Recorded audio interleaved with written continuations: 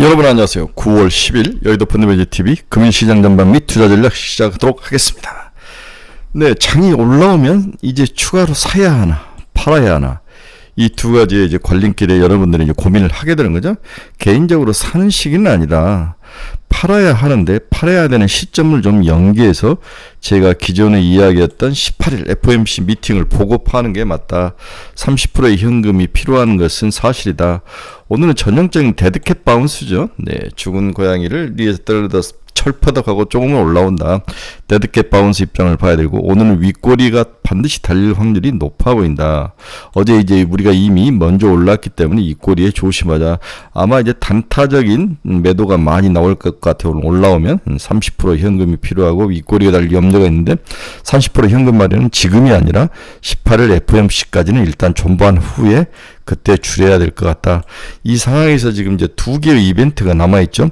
오늘 저녁에 해리스와 트럼프의 이제 토론이 하나 남아있고, 또한 우리 CPI 발표가 남아있고, FOMC까지 세 개의 이벤트, 두 개가 아니라 세 개의 이벤트가 남아있는데, 그 이벤트가 시장에 어떤 모습으로 또 어떤 가격의 움직임을 줄지 모르기 때문에, 이제 이미 터질 만큼 터졌기 때문에 급하게 줄일 필요는 없다. 이런 관점에서 18일까지는 좀 견디면서 가자, 이렇게 봐야 될 것 같습니다.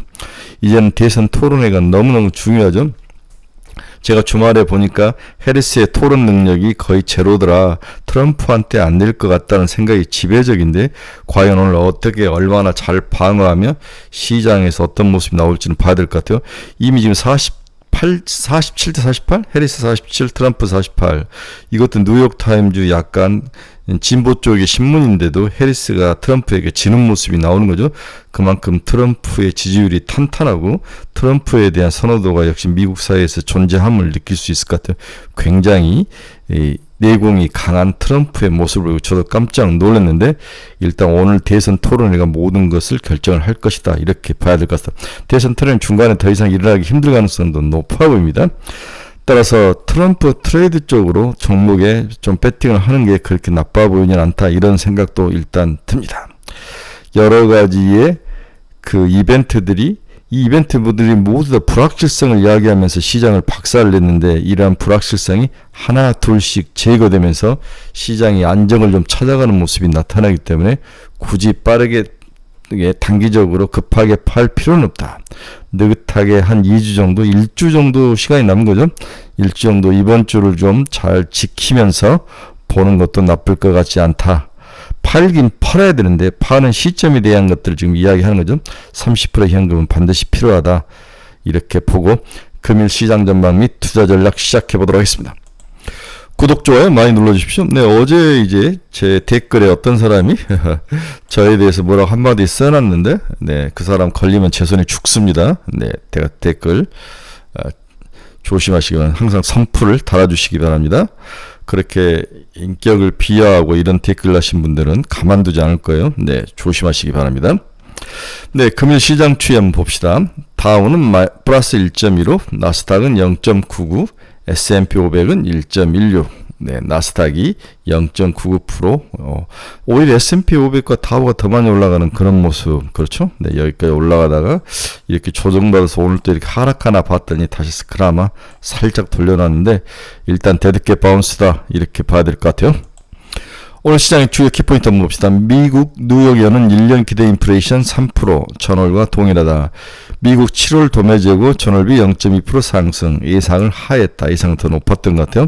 미국 8월 고용 추세지수가 109.04, 전월비에 비해서는 상승을 했다. 그나마 좀 시장이 그렇게 미국의 경제가 아래 공포에서 그렇게까지 떨 필요가 있을까, 뭐 이런 생각은 좀 들죠. 중국 8월 CPI 전년비 0.6%, 디플레 우려가 심화된다. 여러분, 이걸 뒤집어 한번 생각을 봅시다. 중국의 CPI가 만약에 3%, 4%, 5% 정도 크게 문제가 있었다면 글로벌 주식시장은 정말 더 박살이 날 거예요. 그나마 중국의 디플레이가 있기 때문에 미국의 인플레이션이 잡히는 거다. 이렇게 보는 측면도 강하다. 저는 개인적으로 그렇게 봅니다. 일단 중국이 아무리 펌프질을 해도 내수가 살지 않는 상황이 있어요. 그나마 인플레이션을 추가로 글로벌 시장에 수출하지 않는 것만 해도 감사를 해야 된다. 따라서 디플레이가 심화되고 우려될 때 빨리 글로벌 다른 나라 국가들은 인플레이션을 잡아야 되는 그런 숙제를 안고 있다고 봐야 될 것 같습니다. 어제 이제 제가 여러 그 경제방송이나 유튜브들을 봤는데 이번 달 이제 14만 고용이 나왔잖아요. 그런데 이게 만약에 계속 3만에서 4만씩이 시간 한 달 후에 조정이 되는데 이게 이제 4만이 조정되면 10만 아래로 떨어지는 모습이 나오죠. 두 자릿수가 한 자릿수로 떨어지는 거. 이게 더 굉장히 무서운 거다라는 거죠. 지금 6월과 7월 고용도 4만, 5만 원씩만, 5만 명씩만 수정해서 발표가 되지 않습니까? 그 14만도 4만은 금방 수정돼서 10만이 깨질 가능성도 있기 때문에 우리가 두려워하는 건데 이번 달은 반드시 10만이 깨질 가능성이 100%입니다. 따라서 미국 경제는 슬로우다운에 이미 들어갔다. 강도가 우리가 생각하는 것보다도 강도가 약간 더 심할 가능성? 이게 이제 한번 두들겨 맞았는데 이게 숫자로 증명이 됐을 때는 더 두들겨 맞을 가능성이 높아 보인다. 이런 의미에서 줄이기는 줄여야 된다. 그래서 9월과 10월, 그 다음 11월 중순까지는 시장에서 주의해야 될 3개월의 시간이라는 것은 명약관화다 변하지 않는 그러한 포인트라는 거죠. 따라서 보수적 관점으로 접근을 해야 되는데 단기적으로는 너무 선반영이 되면서 많이 터졌기 때문에 급하게 줄이지 말고 18일 FOMC까지 보면 이후에 줄이자. 이게 제 생각인 거죠. 네, 애플 아이폰 16이 공개가 됐습니다. 애플 인텔리전스는 4달 베타 버전을 출시한다. 아이폰의 주가가 살짝 이제 플러스로 아마 끝난 것 같은데 아이폰 19 안에 애플 인텔리전스에 대한 것들은 아주 큰 뉴스는 없는 것 같아요. 일단 좀 커지고 얇아지고 카메라에 대해서 우수성이 좀 있고 다음에 배터리가 좋은 배터리를 사용한다. 뭐 이 정도로 나오고 가격을 동결했다. 이 정도로 나오는데 가격이 미국이 이제 중국 시장에서 화웨이나 다른 종목과 경쟁을 해야 되기 때문에 굉장히 가격에 신경을 쓴 게 아닌가 이런 생각이 듭니다. 화웨이가 세계 최초로 트리플 폰을 공개를 할 예정이죠. 중국에서 사전 예약건이 300건이나 될 정도로 트리플. 지금 한국에는 2번 접는 얘들은 3번 접는 것 같은데 한국에 2번 접는 폴드도 참 예쁘게 나오더라고요. 색깔 예쁘게 나오고 저도 한번 사보고 싶은 생각이 드는데 화웨이의 트리플 폰은 어떤 모습인지 봐야 될 것 같아요. 트럼프가 21세 이상 성인에 대해서 기호용 대마 사용을 합법화를 찬성을 했다. 이게 해리스의 그 공약을 이제 치고 들어가는 거죠. 네. 이 양의 아주 강한 엑스터시를 사용하는 다른 마약을 사용하는 것보다는 차라리 대마를 허용해 주자. 담배보다도 더 살짝 강한 정도의 이런 전략이 미국 사람들의 생각인 것 같은데 우리가 이제 게이트 드럭이라 그래서 드럭으로 가는 그 기본 첫 번째 문이 이제 대마지 않습니까? 제가 봐서는 아주 이렇게 과연 풀어주는 게 맞는 건가 이런 생각도 좀 듭니다. 이탈리아가 35년 만에 탈원전을 폐기를 했다. 소형 모듈 원전 개발을 시동을 했다. 근데 어제 이제 우리나라의 SMR 뭐 이런 것들에 대해서 거의 움직임은 없더라고요. 네, 이런 것들. 지금 체코의 에너지 장관이 한국에 와 있는데도 크게 움직임은 없는데 오늘 이탈리아가 35년 만에 탈원전을 폐기했다는 소식이 어떻게 영향을 미치는지 한번 봐야 될 것 같습니다. 자, 오늘 시장에서 이제 우리가 눈에 띄는 것은 서민 테라퓨틱스라는 미국의 제약바이오 회사가 55.9% 거의 56% 정도 주가가 상승하는 모습이 나타났다.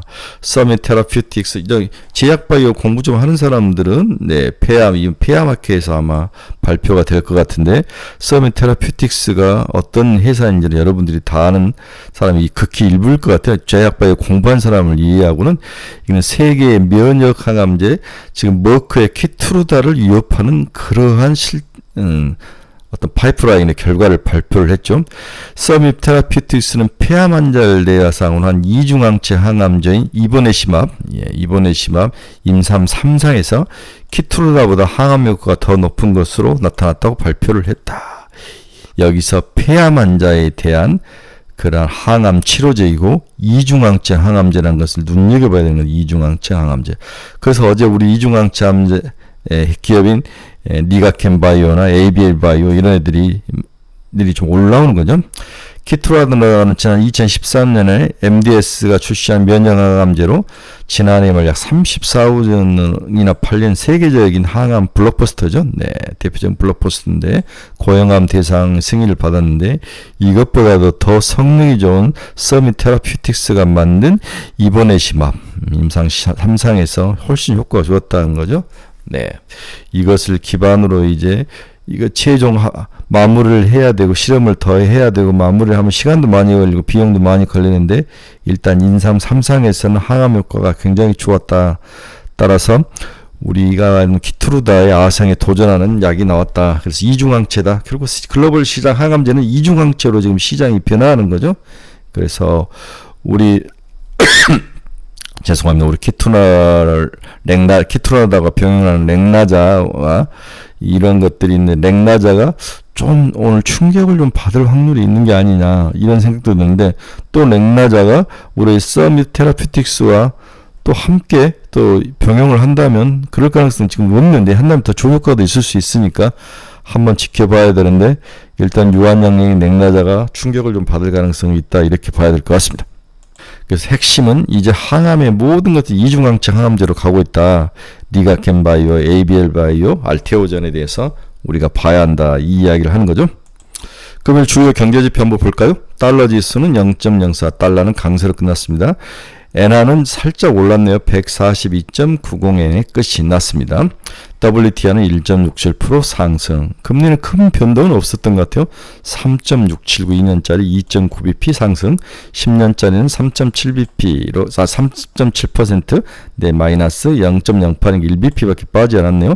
2년과 10년이 지금 금리가 다시 역전이 되면서 원래의 우상향의 모습을 그대로 나타내죠. 과거에는 이런 모습이었는데 지금은 일드 갭이 줄면서 10년물이 2년물을 이기는 정상화 모습이 나타났다.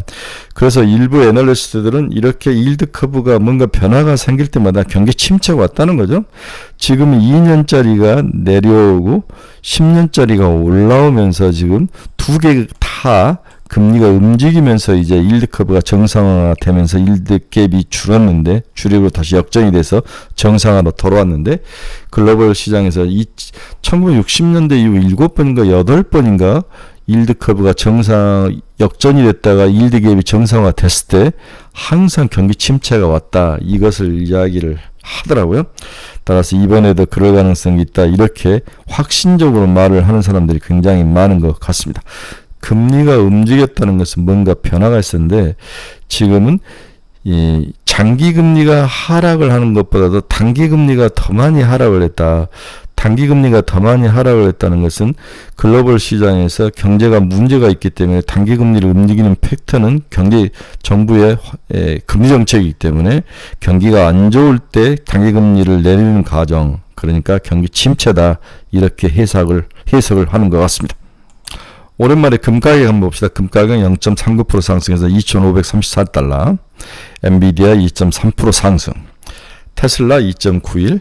애플 마이너스 0.41. 올타비티 3.99. 올타비티가 꾸준히 벌써 380달러까지 올라오네요. 1차 목표는 400달러이다. 그 다음에 제 목표는 500달러이다라고 여러 번 말씀을 드렸습니다. 중장기적으로 투자를 해도 나쁠 것 같지 않다. 어제 우리나라 화장품 업체들 나름대로 다 올라오는 모습이 보인 거죠. 네, 화장품 업체들이 나쁘지는 않았습니다. AMD도 2% 상승했고 ARM이 7% 이상 상승을 했습니다. 애플에 들어가는 그러한 AP 칩을 ARM 기술을 가지고 만들었다는 거죠. 설계도가 ARM 것을 썼다는 겁니다. 캐터필러가 1.54% 상승. 일라인일이 0.53% 상승, 마이크론은 빠졌네. 마이너스 0.45, TSMC는 3.65 상승으로 끝이 났습니다. 비트코인도 4% 이상 상승하면 56,681달러. 네, 비트코인이 크게 하락했는데 55,000달러에서 항상 6만 달러 사이에 그런 박스권 트레이딩을 보면은 비트코인을 먹을 수 있을 것 같아요. 그래서 우리가 미래에 닥칠 그 R에 대한 공포 이야기를 하는 거죠. 지금 R에 대한 공포가 어느 정도 시장에 크게 처음에 작동을 하면서 일단 8월 5일 한번 터졌고 지난주에 이제 두 번째 미국 시장에서 금요일에 터지고 어제 이제 한국 시장이 터질 것 같은 반대로 올라갔는데 이 리세션 R에 대한 공포가 시장을 엄습하는데 어제 재밌는 게 어떤 이야기를 했냐면 그동안에 중국과 미국, 유럽 세 개가 그나마 나름대로 시장에서 균형을 일으키며 한쪽이 좀 무너지면 또 한쪽이 좀 보충을 하면서 크게 밸런스를 잡지는 못했지만 그래도 완전히 무너지지 않을 정도의 밸런스를 맞췄는데 최근에 미국이 중국과 기타 국가들에 대한 협업과 공존을 포기해버린 거죠. 포기하면서 스스로의 문제에 빠졌을 때 이를 구원해 줄 나라가 하나도 없으면서 더욱 문제가 깊어질 가능성, 이 가능성에 대해서 애널리스트가 이제 지적을 한 부분이 있는 거죠. 굉장히 나름대로 의미가 있다. 서비스 PMI가 견조한 흐름을 보인 것 이외에 제조업과 서비스업의 부진에도 불구하고 경기 침체가 발생하지 않는 구간은 이머징, 특히 중국의 글로벌 시장에서의 약진이 글로벌 전체의 수요 확대에 기여한 경우가 과거엔 존재를 했었다. 이 경우 시장에 새로운 수요처가 발생하면서 미국 내 수요 부진에도 불구하고 기업 이익이 지속적으로 상승을 하며 유지되면서 나름대로 주가가 폭락하지 않는 케이스가 있었다는 거죠. 문제가 되는 것은 오바마 이후 미국은 어떤 방식으로 판단해도 무역 자유화 혹은 세계화에 관심이 없다. 포기를 한 지 오래다는 거죠.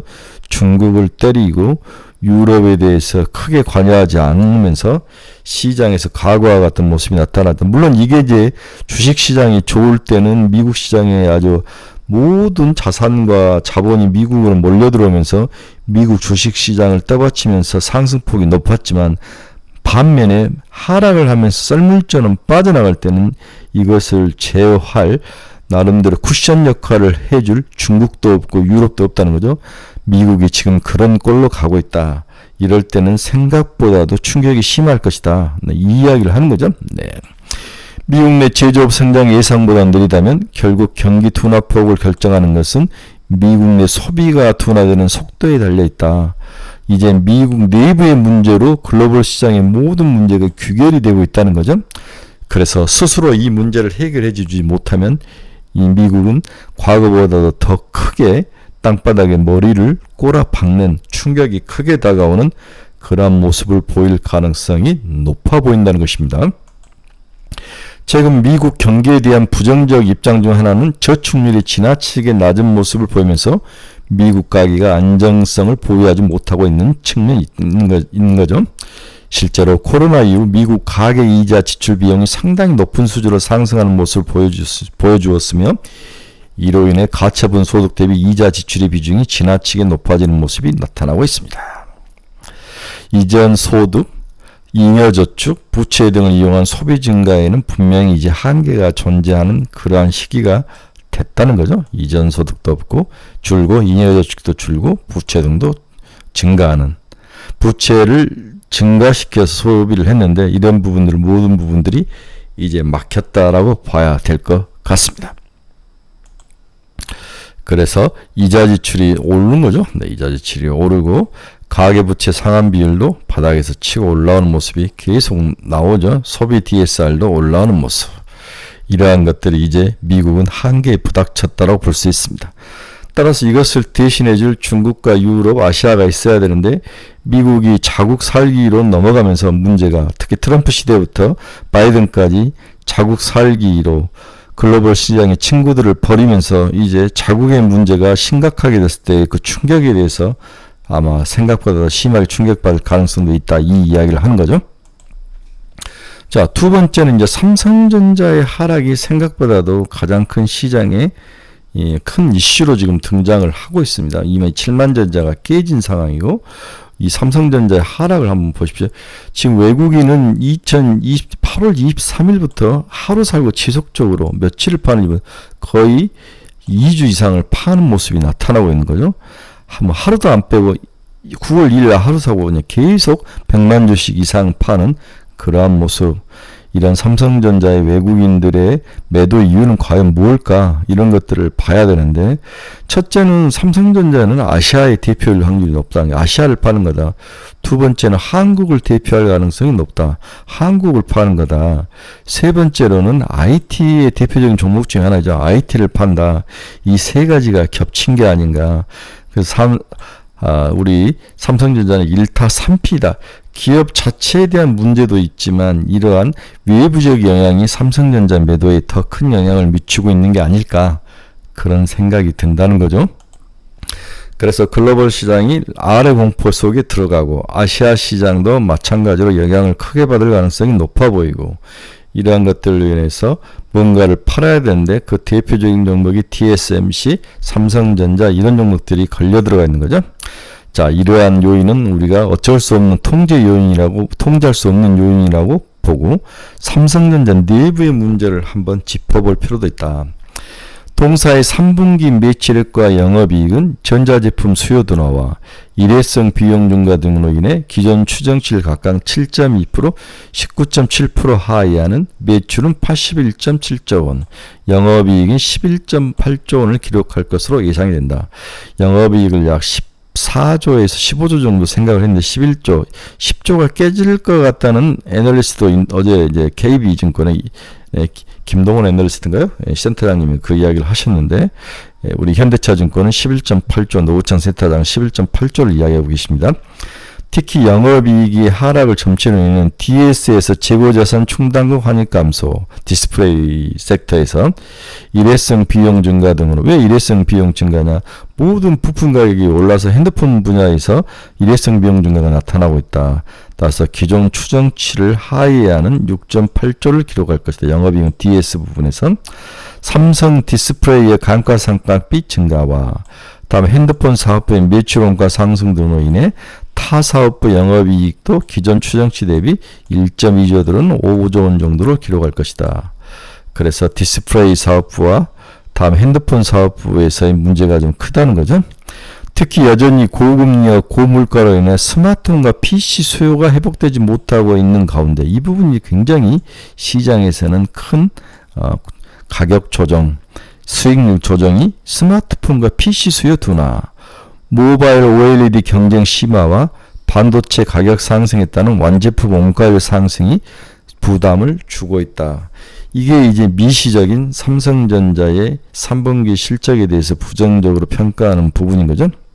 다만 북미 CSP를 중심으로 일반 서버 수요가 3분기부터 회복세를 보임에 따라 서버 D램 가격은 시장 예상 대비 양호한 모습을 보이고 있습니다. D램 가격 자체는 큰 문제는 없다는 거죠. 올해 메모리 반도체 경쟁사들의 설비 투자가 2025년 공급에는 영향을 주지 못하는 점에서 내년에도 메모리 반도체 수급은 우호적일 것으로 예상되며 YY 이용 모멘텀은 지속적으로 이어갈 것으로 보인다. 반도체 사업부는 나쁘진 않다.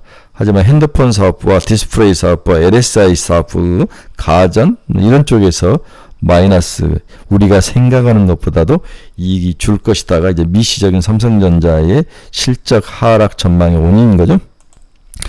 또 HM 즉 블랙웰에 대해서도 또 코멘트를 달았는데, 엔비디아 블랙웰 출시 지연으로 인해 내년 상반기까지 수요의 불확실성은 상존하지만 HBM이 웨이퍼 캐퍼를 잠식시키고 D램의 1B 나노 이하 미세화 공정 전환으로 가고 멀티스택으로 3D 랜드 공정 전환 수율 문제로 인해 여전히 전체 산업의 공급이 크게 증가할 가능성 제한적이다. 따라서 반도체 가격은 내년에도 빠지진 않고 크게 오르지도 않지만 빠지지도 않을 것 같은 이러한 세 가지 이유로 공급은 줄 거니까 레거시 반도체 분야에선 내년에도 분명 레거시 반도체 가격은 안정적일 것으로 예상은 되고 있다. 특히 엔비디아는 TSMC와 해볼 등의 연내 B200A의 공급이 예상되는 가운데 칩넷 구조의 B200까지 연내 공급된다면 수요의 불확실성은 조기에 제거될 가능성도 있다. 그래서 이 블랙웰의 4분기부터 이제 시장에서 공급이 될 거다는 이야기를 했는데 저는 생각보다 좀 늦어질 것 같아요. 내년으로 갈 것 같은데 이러한 불확실성이 이 애널리스트는 뭐 그렇게까지 불확실성은 없을 거라고 이야기를 하는데 저는 개인적으로 반대로 해석한다는 거죠. 보수적으로 내년에 블랙웰의 불확실성이 있더라도 공급 제약 등으로 인해 범용 레거시 반도체의 이익 방안은 유지될 것으로 예상되는 가운데 2026년에는 수요 면에서 두 가지 모멘텀이 부각될 수가 있다. 블랙웰에 대한 거죠. 그래서 블랙웰과 데이터 센터 이 두 가지가 내년에 그나마 주식 반도체 시장을 뭐랄까 바닥을 지켜주는 그런 모습으로 지킬 것이다. 이렇게 볼 수 있을 것 같습니다. 또한 니어 메모리에 대해서 굉장히 중요한 시장의 모멘텀이 될 것이라고 이야기를 한 거죠.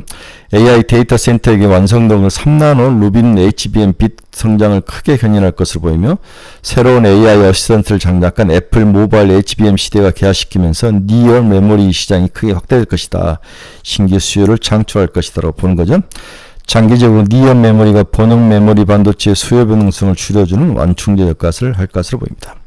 이제 LLM 모델을 탑재를 해야 되기 때문에 반도체의 용량을 키우고 속도를 키우고 이러한 모습이 늘어나면서 반도체가 새로운 모습으로 데이터 센터에 들어가는 HBM이 아니라 우리 이 디바이스에 들어가는 그러한 메모리 시장도 커질 것이다라고 이 이야기를 하면서 그렇게 된다면 시장은 우리가 생각한 만큼 그렇게 큰 충격은 없을 것이다. 이렇게 이야기를 합니다. 이 애널리스트는 단기적으로는 문제가 있다. 네. 단기적으로는 문제가 디스플레이에서 환급금이 없어지고 반도체의 비용이 올라가면서 수익을 깎아먹을 것이고 그 다음에 내년에는 괜찮을 것이다. 병 주고 약 주는 이야기를 쓴 거죠. 하지만 3분기는 단기적으로 이익 감소가 예상이 된다. 10조 이하로 떨어질 가능성에 대해서 우려하는 리포트가 지속적으로 나오고 있다. 이렇게 봐야 될 것 같아요. 또한 밸류에이션 측면에서 PBR 1.2배가 적절한 가격인데 지금 PBR 0.98배라는 거죠. 아직 1배가 되지 않았는데 이러한 면에서 저평가의 모습도 있기 때문에 어느 정도 하락한 후에 옆으로 횡보하면서 바닥을 잡을 것이다. 밸류에이션 측면에서는 그렇다는 거죠. 따라서 그럴 때는 바닥을 잡고 또 7만원대 중반까지 하는 대꾸받고 박스콘에서 투자를 하는 거 6만 5천원대 잡아가지고 7만 5천원에 파는 것도 나쁠 것 같지는 않는 그러한 자리로 안정적으로 먹을 수 있다. 이렇게 보는 측면도 있습니다. 오늘 결론 봅니다. 단순한 기술적 반등 그리고 데드캣 바운스가 일단 맞다고 봐야 합니다. 우리는 이 시점에서 더욱더 고민에 빠질 수밖에 없죠. 줄여야 하느냐 늘려야 하느냐. 답은 매우 심플하다. 이왕 이렇게 다 터진 마당에 지금 18 FOMC까지 다 일단 지켜보자. 그 이후에 줄이자. 줄이긴 줄여야 되는데 그 시기에 대한 조정과 결정이 필요한 시기가 좀 늦춰졌다. 아이폰 16이 발매됐는데 애플은 주가가 강보합세를 끝이났다. 신작 아이폰 16은 전작보다 디스플레이가 0.4cm가 확대되고 배전이 역대 가장 얇고 역대 가장 큰 아이폰 16 프로맥스가 발매가 됐고 배터리 수명을 늘리고 발열을 제어하는 기술이 들어갔다. 인텔리전스가 어떤 모습으로 시장이 시연될지 그 부분이 제일 큰 핵심이죠. 그리고 새로운 카메라 컨트롤 기능을 도입해서 5배 줌 망원 카메라도 탑재가 되고 있습니다. 블루 티타늄 대신 데저트 티타늄 색상을 도입했다. 데저트 티타늄 어떤 색인지 모르는데 어제 오늘 밤 미국 대선 토론 이제 오늘 밤 미국 대선 토론회가 새로운 시장 변동 요인으로 작동할 가능성이 높아 보인다. 트럼프에 배팅하는 것이 맞아 보인다는 거죠. 시장은 트럼프 우세를 점을 치고 있습니다. 해리스가 여기서 지면 해리스는 저는 끝이 난다.